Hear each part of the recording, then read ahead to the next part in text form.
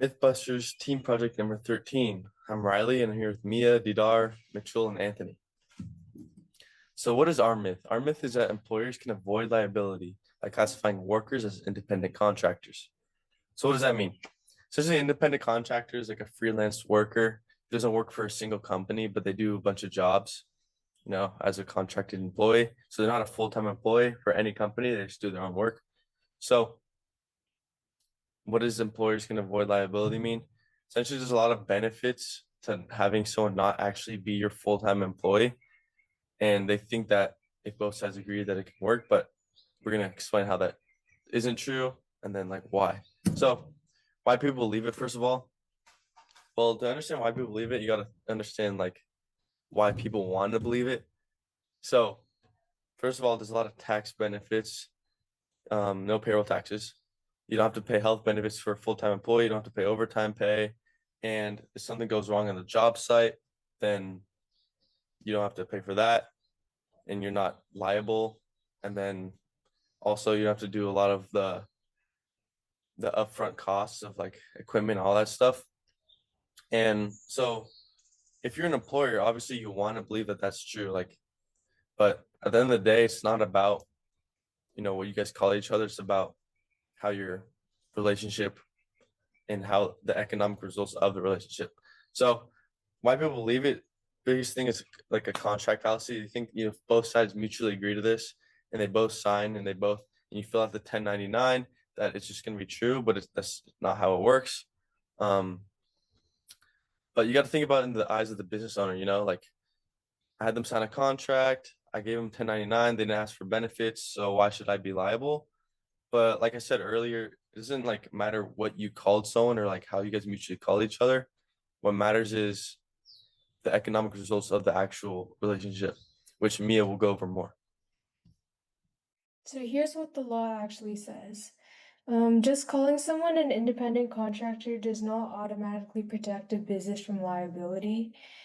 Courts and government agencies look at the actual working relationship and not just the title in a contract. So many businesses think they can avoid legal responsibility simply by labeling workers as independent contractors in a contract, but the law focuses on the actual relationship between the business and the worker and not just the title used. So, in business law, courts and government agencies examine factors such as how much control the company has over the worker, whether the worker is economically dependent on the business, and whether the worker operates an independent business.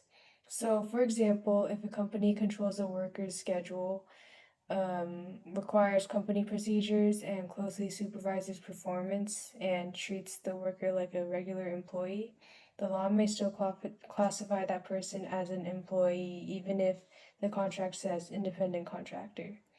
This connects to course concepts about employment relationships and agency law because legal duties are based on substance over form. So the textbook and class discussions emphasize that courts look beyond labels to prevent businesses from avoiding labor protections through technical wording alone.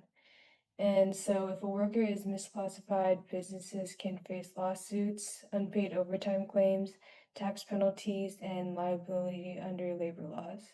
Next, I'm going to pass it off to Anthony to talk about why this myth fails. So now that we understand exactly what the law says, let's look at the exact moment where the myth fails in the real world. So we call this the micromanagement trap, and it's actually a mistake that catches a lot of business owners off guard. So imagine you're running a brand new app-based delivery business, the exact type of company that we're going to look into in the next scenario. So in order to keep overhead expenses as low as possible, you decide to classify all of the drivers as independent contractors. That way you don't have to pay for regular employee benefits, overtime, or payroll taxes as well. But as the business starts to pick up and you get more busy, you start to worry about the quality of your product, right? You want to make sure that all the packages are being arrived quickly, and you're keeping your customers happy. So you decide to make the choice, which seems pretty reasonable.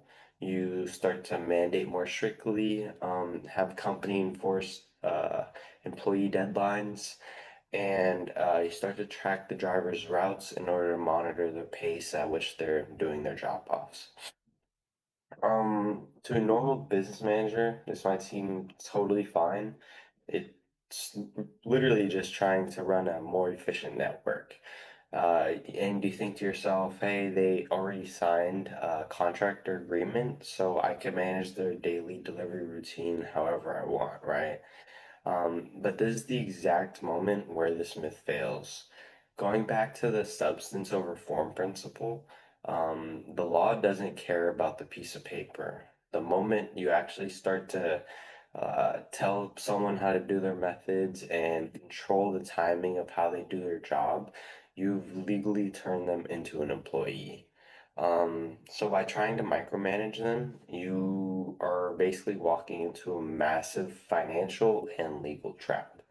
You think you're shielded by liability, but you've actually exposed your business to huge risks. And if anything were to happen on the road, um, it could be catastrophic, liability wise.